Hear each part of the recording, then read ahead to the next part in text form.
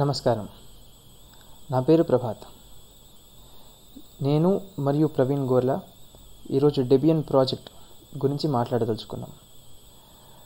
Debian project ఒక అంతర్జాతీయ operating సిస్టమ్గా ఎలా రూపాంతరం చెందిందో దాని గురించి మాట్లాడదలుచుకున్నాం.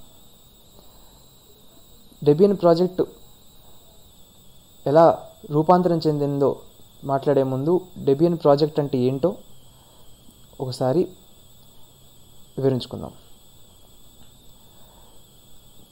1993లో కంప్యూటర్ ఆపరేటింగ్ సిస్టమ్గా డెబియన్ ప్రాజెక్ట్ మొదలైంది.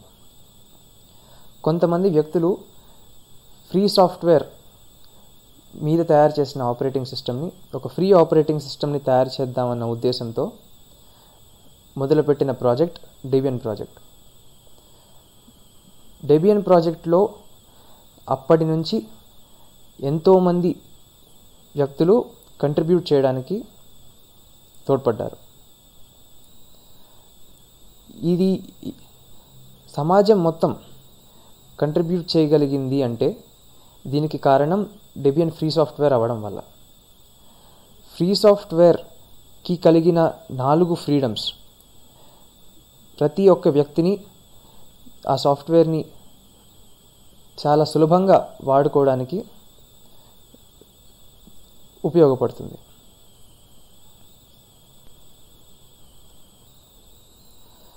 సాఫ్ట్వేర్ యొక్క సోర్స్ కోడ్ అందరూ చూడగలడం వల్ల, అందరూ చెక్ చేసి దానికి మార్పులు చేసి దాన్ని మళ్ళీ సొసైటీకి అందించడం వల్ల సాఫ్ట్వేర్ డెవలప్మెంట్ అన్నది చాలా సులభంగా వేగంగా జరిగే అవకాశం ఉంటుంది. అదొక్కటే కాదు, డెబియన్ ప్రాజెక్ట్లో అనుకూలంగా ఉన్న ప్రక్రియల వల్ల, పద్ధతుల వల్ల ఒక స్టేబుల్ ఆపరేటింగ్ సిస్టమ్గా రూపాంతరం చెందింది డెబియన్ ప్రాజెక్ట్. ప్రస్తుతానికి 59,000కు పైగా ప్యాకేజీలు డెబియన్ ప్రాజెక్ట్లో ఉన్నాయి. ఇది ఎందువలన అయింది అంటే డెబియన్ ప్రాజెక్ట్ ఒక ఫ్రీ ఆపరేటింగ్ సిస్టమ్ అయినందువల్ల ఇది సాధ్యమైంది. ఇది కమ్యూనిటీ డ్రివెన్ ప్రాజెక్ట్ అనడానికి ఒక సరైన ఉదాహరణే డెబియన్ ప్రాజెక్ట్. డెబియన్ ప్రాజెక్ట్ ఒక స్టేబుల్ ఆపరేటింగ్ సిస్టమ్ కనుక డెబియన్ ప్రాజెక్ట్ని వాడుకొని ఇంకా ఎన్నో ఆపరేటింగ్ సిస్టమ్లు రూపాంతరం చెందాయి. ఈ పిక్చర్లో మనం చూడగలుగుతున్నాము, ఇన్ని డెబియన్ నుంచి వచ్చిన ఆపరేటింగ్ సిస్టమ్స్ ఎన్నో ఉన్నాయి. కొన్ని వందల ఆపరేటింగ్ సిస్టమ్లు ఉన్నాయి. అవి ఈ పిక్చర్లో ఉన్నాయి. చాలామంది దేశవ్యాప్తంగా అంతర్జాతీయంగా వాడుతున్న ఆపరేటింగ్ సిస్టమ్స్ ఉబుంటూ కానీ, లైనక్స్ మింట్ కానీ, టైల్స్ ఓఎస్ కానీ, ఇటువంటి ఆపరేటింగ్ సిస్టమ్స్ అన్నీ డెబియన్ నుంచి వచ్చినవే. అవి మాత్రమే కాదు, మనొక తెలుగు ఆపరేటింగ్ సిస్టమ్ ఈ స్వేచ్ఛ, బాలస్వేచ్ఛ కూడా డెబియన్ నుంచి వచ్చినవే. డెబియన్ను అంతర్జాతీయంగా ఎంతమంది వాడుతున్నారంటే ఇటువంటి రకరకాల భాషల్లో లోకలైజేషన్ చేయడానికి అవకాశం దొరికింది. డెబియన్ ఆపరేటింగ్ సిస్టమ్ని వాడుకొని వేరే ఆపరేటింగ్ సిస్టమ్ వాళ్ళ మాతృభాషలో తయారు చేయగలిగే అవకాశం దొరికింది. స్వేచ్ఛ కూడా ఇటువంటి ఆపరేటింగ్ సిస్టమ్, తెలుగు వాళ్ళు వాడగలిగే ఆపరేటింగ్ సిస్టమ్. డెబియన్ అంతర్జాతీయంగా పాపులర్ అవ్వడానికి ఇంకొక రీజన్ ఏంటంటే ఈ బహుళ పరికరాల మద్దతు మల్టీ డివైస్ సపోర్ట్ అన్నది ఒక కీలక కారణమైంది. ఎన్నో రకాల ఆర్కిటెక్చర్స్ని, చిప్సెట్స్ని డెబియన్ సపోర్ట్ చేస్తుంది. AMD 64, ARM64 వంటి పాపులర్ చిప్సెట్స్ మాత్రమే కాదు, మిగతా వివిధ రకాల చిప్సెట్స్ని కూడా డెబియన్ సపోర్ట్ చేస్తుంది. అది మాత్రమే కాదు, వివిధ IoT డివైజెస్ని కూడా, ఎంబెడెడ్ టెక్నాలజీని కూడా వాటిలో కూడా డెబియన్ని వాడుకోవచ్చు, డెబియన్ను పోర్ట్ చేయవచ్చు. బీగల్ బోన్, రాస్బెర్రీ పై అన్న IoT డివైజెస్ని వాటిలో కూడా డెబియన్ని చాలా పాపులర్గా వాడతారు. రాస్బెర్రీ పై OS కూడా డెబియన్ నుంచి తయారు చేసింది. అవి మాత్రమే కాదు, మొబైల్ పరికరాల్లో కూడా, రౌటర్స్లో కూడా డెబియన్ వాడుతున్నారు. ఈ మల్టీ డివైస్ సపోర్ట్ కానీ, మల్టీ సాఫ్ట్వేర్ సపోర్ట్ కానీ, వీటి వలన డెబియన్ అంతర్జాతీయంగా చాలా ప్రఖ్యాతి చెందింది. ఎంతోమంది దీన్ని వాడటం జరుగుతుంది. ఇవి మాత్రమే కాదు, ఇంకా ఎన్నో కారణాల వల్ల డెబియన్ ఆపరేటింగ్ సిస్టమ్ అంతర్జాతీయంగా ప్రఖ్యాతి చెందింది. వీటి గురించి లోతులో మాట్లాడటానికి ప్రవీణ్ గోర్లాకు ముందుగా నా పేరు ప్రవీణ్. మనం చర్చిస్తున్న విషయం బహుళ పరికరాల మద్దతు అంతర్జాతీయం, అంటే multi device support universality.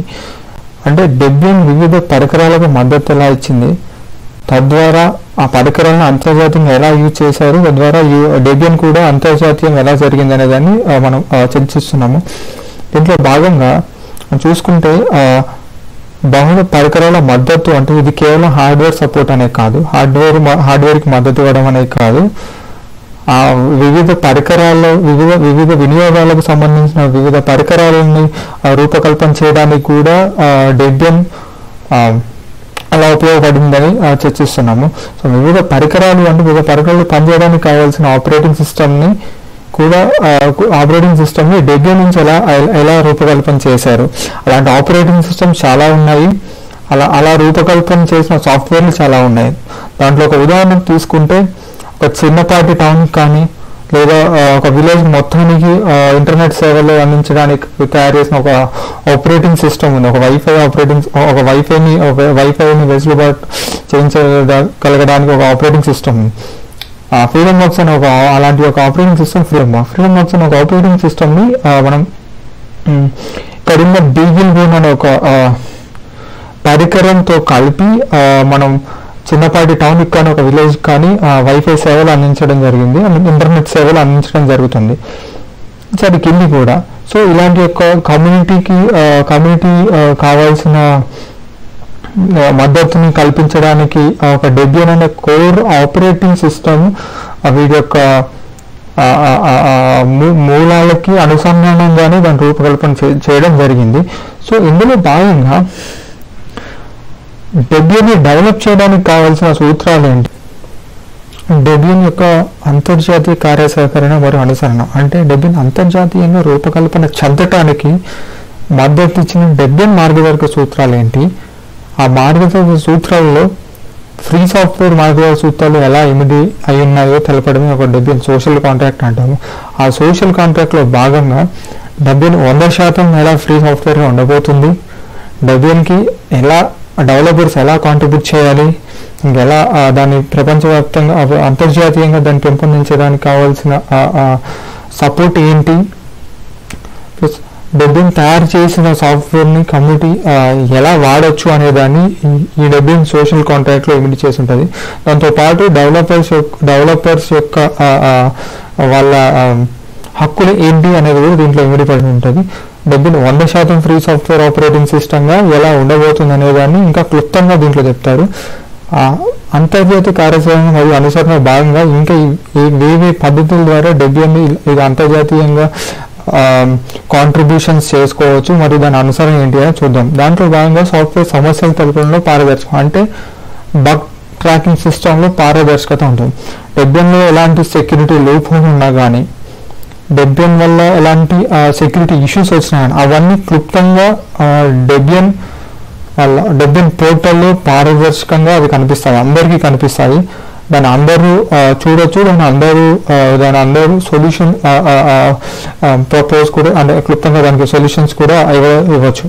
So అదేవిధంగా ఒక స్టేబుల్ ఆపరేటింగ్ సిస్టమ్గా రూపకల్పన చెందడానికి ఇంకొక ఏంటి అంటే అది వివిధ భాషల్లో డెబియన్ మార్గదర్శక సూత్రకాలను అవలభ్యం చేయడం జరిగినది. సో అవలభ్యం చేయడం జరిగిన తర్వాత దీనివల్ల ఏంటి ఉపయోగం అంటే ఈ వివిధ భాషల్లో దాని యొక్క డెవలపర్ డాక్యుమెంటేషన్ అంటాము. దాని వివిధ భాషల్లో ప్రమాణ పత్రీకరణ చేయడం ద్వారా ప్రపంచవ్యాప్తంగా ఉన్న ఫ్రీ సాఫ్ట్వేర్ యాక్టివిస్టులు ఈ డెబియన్ డెవలపర్ డాక్యుమెంటేషన్ అనుసంధానం చేసుకొని డెబియన్కి కార్య సహకరణ చేయడం జరిగినది. సో దీనివల్ల డెబియన్ అనేది ఒక లార్జర్ ఒక పెద్ద కమ్యూనిటీ సాఫ్ట్వేర్గా డెవలప్ అవ్వడం జరిగింది. సో దీంట్లో ఎక్కువ మంది డెబియన్ని అభివృద్ధి చేయడానికి ఎంపిక చేసిన కుతూహలమైన పద్ధతులు కూడా ఉంటాయి. సో అలాంటి పద్ధతులను డెబియన్ సోషల్ కాంట్రాక్ట్లో మనం చూడొచ్చు. మనం ఇప్పటి వరకు డెబియన్ వివిధ పరికరాలకు ఎలా మద్దతు ఇచ్చింది, తద్వారా ఆ పరికరాలను వాడుకలోకి ఎలా తీసుకురావడం జరిగింది అనేది చూసాము. దాంతోపాటు డెబియన్ మార్గదర్శక సూత్రాలు ఏంటి, ముఖ్యంగా డెబియన్ పాటించిన ఫ్రీ సాఫ్ట్వేర్ మార్గదర్శక సూత్రాలు ఏంటి, ఆ మార్గదర్శక సూత్రాలు ఎలా ఇమిడి అయి ఉన్నాయి డెబియన్ లో అనేది మనం చూసాము ఇప్పటి వరకు. ముందు డెబియన్ ఎలా అభివృద్ధి చెందుతుంది, దాన్ని ఎలా డెవలప్ చేశారు, తద్వారా దాన్ని ఎలా రిలీజ్ చేశారు అనే దాన్ని మనం ముందు చూడబోతున్నాము. డెబియన్ ప్యాకేజింగ్, నిర్మాణం మరియు విడుదల విధానాలు. Debian packaging and release cycle mechanisms ఆంగ్లంలో అంటాము. దీంట్లో భాగంగా Debian experimental, Debian unstable, Debian testing and Debian stable ఉంటుంది. ముఖ్యంగా ఈ 4. ఆ తర్వాత డెబియన్ ఓల్డ్ స్టేబుల్ ఉంటుంది. సో ముఖ్యంగా 4ని పరిశీలించినట్టయితే ఒక ఆపరేటింగ్ సిస్టమ్ ఒక స్టేబుల్ ఆపరేటింగ్ సిస్టమ్గా మనకి అందుబాటులో ఉండాలి అంటే అది కూడా ముఖ్యంగా Debian operating system stable operating system అనుకూలంగా ఉండాలి అంటే డెబియన్ ఈ 3 లెవెల్స్ని దాటుకొని వస్తుంది. డెబియన్ ఆపరేటింగ్ సిస్టమ్ 3 లెవెల్స్ దాటుకొని రావాల్సి వస్తుంది. అంటే క్లుప్తంగా చెప్పాలంటే 3 బ్రాంచెస్ అంటాం. Experimental branch, unstable branch, testing branch అంటాం. ఆ తర్వాత చాలా సమయకాలం దాంట్లో శ్రమించి దాన్ని టెస్ట్ చేసిన తర్వాత దాన్ని స్టేబుల్గా రిలీజ్ చేయడం జరుగుతుంది. అవన్నీ క్లుప్తంగా నెక్స్ట్ స్లైడ్లో వచ్చే స్లైడ్లో మనం చూస్తాం. ఇక్కడ మనం చూసినట్టయితే డెబియన్ అనే ఒక ఆపరేటింగ్ సిస్టమ్ వివిధ దశల ద్వారా రూపాంతకమై చివరిగా స్టేబుల్గా ఎలా రిలీజ్ అవుతుంది, స్టేబుల్గా రిలీజ్ అయ్యి దాన్ని అత్యధిక వాడకంలోకి ఎలా వస్తుంది అనేది క్లుప్తంగా చూడడం జరుగుతుంది. దీంట్లో ఇది ఆంగ్లంలో ఉన్నప్పటికీ సాధ్యమైనంత వరకు నేను తెలుగులో చెప్పడానికి ప్రయత్నిస్తున్నాను. సో దీంట్లో గమనించినట్టయితే ముఖ్యంగా ఇన్కమింగ్ ప్యాకేజెస్ అంటే కొత్తగా వచ్చే ప్యాకేజెస్ ఉన్నాయి. వాటన్నిటిని స్టేబుల్గా ఫస్ట్ తీసుకొని వస్తాను. స్టేబుల్గా ఫస్ట్ తీసుకొని వచ్చిన తర్వాత ఆ ప్యాకేజింగ్తో పాటు డెబియన్ కోర్లో ఏవైనా కొత్త వాటిని ఇమిడి పరిచినా కానీ వాటిని కూడా స్టేబుల్లో ఉంటాయి. అంటే డెబియన్ కోర్ స్టేబుల్లో ఉంటుందో ఆ ప్యాకేజ్ కూడా స్టేబుల్ ఉంటాయి. అక్కడ ఎక్కువ సమయం వేచించి అక్కడ ఉన్న సమస్యలని రిజాల్వ్ చేసుకున్న తర్వాత సరిదిద్దుకున్న తర్వాత ఆ తర్వాత టెస్టింగ్లోకి వస్తారు. టెస్టింగ్లోకి వచ్చిన తర్వాత అక్కడ ఆ టెస్టింగ్కి సంబంధించిన ఇష్యూస్ తగినట్టుగా సమస్యలు తగినట్టుగా మనం ఆ ప్యాకేజ్ అనుగుణంగా పనిచేస్తున్నా లేదా అని చూసి ఆ సమస్యలు ఏంటో దాన్ని సరిదిద్ది దాన్ని స్టేబుల్లోకి రిలీజ్ చేయడం జరుగుతుంది. ఆ సరిదిద్దే కాలం చాలా ఎక్కువ సమయం వేచించాల్సి వస్తుంది, ఎక్కువ శ్రమ కూడా వేచించాల్సి వస్తుంది, ఎక్కువ సార్లు కూడా దాన్ని టెస్ట్ చేయాల్సి వస్తుంది. ఆ టెస్ట్ చేసి ఫైనల్గా చివరిగా దాన్ని స్టేబుల్లోకి రిలీజ్ చేయడం జరుగుతుంది. సో ఇక్కడ ఒకసారి గమనించినట్టయితే ఏ విధంగా మనం ఒక ఆపరేటింగ్ సిస్టమ్ స్టేబుల్ నుంచి టెస్టింగ్ నుంచి అన్స్టేబుల్ నుంచి టెస్టింగ్ నుంచి స్టేబుల్కి వస్తుందని ఎలా చెప్పుకుంటున్నామో దీంట్లో చూడాల్సింది ఏంటి అంటే ఈ జరిగే ప్రక్రియలో డెబియన్ యొక్క 3 వెర్షన్లు కంటిన్యూస్గా రూపాంతరం చెందుతూ ఉంటాయి. డెబియన్ విడుదల కాలక్రమం అంటే డెబియన్ని రిలీజ్ సైకిల్, డెబ్యూన్ రిలీజ్ సైకిల్ అయిపోయిన స్టేబుల్ని ఎలా విడుదల చేసే వాటి కాలక్రమాలు ఏంటి అనేది క్లుప్తంగా ఇక్కడ గమనించడం జరుగుతుంది. ప్రధానంగా మనం చూసినట్టు మొదటి స్టేబుల్ వెర్షన్ 1996 నుంచి 97 మధ్యలో సుమారు ఆ టైం కాలక్రమం ప్రకారం విడుదల చేయడం జరిగింది. ఆ తర్వాత మనం గమనించినట్టయితే ఒక్కొక్క వర్షన్కి డెబ్యూన్ సపోర్ట్ ఎలా ఉంది, కమ్యూనిటీ నుంచి సపోర్ట్ ఎంతకాలం వరకు ఉందని క్లుప్తంగా కనిపిస్తూ ఉంటుంది. ఇంకొక విషయం ఏంటి అంటే ఇప్పుడున్న వర్షన్ చూసుకుంటే డెబ్యూన్ బస్టర్ డెబ్యూన్ 10 బస్ట్ అంటాము. ఇంతకుముందు స్ట్రెచ్, దాని ముందు జెస్సీ ఉంటుంది. సో జెస్సీ స్టేబుల్గా రిలీజ్ అయిన టైంలో స్ట్రెచ్ అనేది టెస్టింగ్లో ఉండడం జరుగుతుంది, బస్టర్ అనేది అన్స్టేబుల్గా ఉండడం జరుగుతుంది. సో ఈ కాలక్రమం ప్రకారం ఒకేసారి 3 వర్షన్స్ ఆఫ్ డెబ్యూన్ జరుగుతూ ఉంటుంది. డెబ్యూన్ యొక్క విడుదల కాలక్రమం చూస్తే ఫ్రీ సాఫ్ట్వేర్ కాంట్రిబ్యూషన్స్ పెరిగిన కొద్దీ దాని యొక్క అభివృద్ధి జరగడం జరిగింది. ఈ కాలక్రమం ప్రకారం అది వివిధ ఆర్కిటెక్చర్స్ కి సపోర్ట్ ఎలా ఇచ్చింది, వివిధ ఆర్కిటెక్చర్స్ కి సంబంధించిన అప్లికేషన్స్ కి సపోర్ట్ ఎలా ఇచ్చిందని మనం ఒకసారి క్లుప్తంగా గమనిస్తే ఈ స్లైడ్లో డెబ్యూన్ వివిధ ఆర్కిటెక్చర్స్ కు మద్దతు సమర్పించిన కార్యక్రమం చూస్తే మొట్టమొదటిసారిగా 1996 స్టేబుల్ వెర్షన్ గా రిలీజ్ అయిన డెబ్యూన్ 10వ బిట్ కి సపోర్ట్ ఇవ్వడం జరిగింది. క్రమంగా 64 బిట్ డెవలప్ అయిన తర్వాత దాని పద్ధతులను అనుసరించుకొని 64 బిట్ కి కాలక్రమంగా 64 బిట్ కి సపోర్ట్ ఇవ్వడం, మద్దతు ఇవ్వడం జరిగింది. 32 బిట్ కి 10వ బిట్, 64వ బిట్ కి 64 బిట్ రెండింటికి వివిధ ఆర్కిటెక్చర్స్ కి మరియు వివిధ ఆర్కిటెక్చర్ స్పెసిఫిక్ హార్డ్వేర్స్ కి దాని సపోర్ట్ కాలక్రమంగా అభివృద్ధి చెందింది, మద్దతు పెరగడం జరిగింది. సో ఇక్కడ చూసుకున్నట్టయితే ఆల్ఫా ఎక్కువ ముఖ్యమైన ఆర్కిటెక్చర్స్ చూసుకున్నట్లయితే alpha, ARM, HPPA, ARM 64, K3 bit BSDకి 10 బిట్ మరియు 64 బిట్ వెర్షన్ కి మద్దతు ఇవ్వడం. సో క్లుప్తంగా చెప్పాలి అంటే ప్రపంచంలో ఇప్పటివరకు ఉన్న అన్ని ఆర్కిటెక్చర్స్ కి మరియు ఆర్కిటెక్చర్ స్పెసిఫిక్ అప్లికేషన్స్ కి అత్యధికంగా సపోర్ట్ ఇచ్చేది ఆపరేటింగ్ సిస్టమ్ ఏదైనా ఉంది అంటే అది డెబ్యూనే. ముఖ్యంగా ఓపెన్ సోర్స్ హార్డ్వేర్ కి ఫ్రీ సాఫ్ట్వేర్ సహాయంతో అభివృద్ధి చెందిన హార్డ్వేర్స్ కి ఎక్కువ సపోర్ట్ సమకూర్చేది ఉంది అంటే అది డెబ్యూన్ అని చెప్పడానికి సందేహం లేకుండా మనం చెప్పుకోవచ్చు. ఇది కేవలం డెబ్యూన్ ఫ్రీ సాఫ్ట్వేర్ గా వ్యాప్తి చెందడం వల్లనే జరిగింది. ఫ్రీ సాఫ్ట్వేర్ గా వ్యాప్తి చెందడం, ఫ్రీ సాఫ్ట్వేర్ యొక్క మార్గదర్శకాలని సమయపాలనలో పాటించడం, వీటి వల్ల ప్రపంచవ్యాప్తంగా ఉన్న ఫ్రీ సాఫ్ట్వేర్ కమ్యూనిటీ దగ్గరికి వచ్చి డెబ్యూన్ డెవలప్మెంట్ కి సహకరించడం, ఇది డెబ్యూన్ అంతర్జాతీయ ఆపరేటింగ్ సిస్టమ్ గా రూపకల్పన చెందడానికి సమకూర్చిన మార్గదర్శకాలు మరియు free software community, global free software community నుంచి అందిన కాంట్రిబ్యూషన్స్ వల్ల ఎలా అభివృద్ధి చెందిందో అని మనం ఇప్పుడు చర్చించుకున్నాము. ఇంతటితో ముగిస్తూ డెబ్యూన్ యూనివర్సల్ ఆపరేటింగ్ సిస్టమ్ గా ఫ్రీ సాఫ్ట్వేర్ విధానాల వల్ల ఎందుకు అయిందో చెప్తూ ధన్యవాదములు.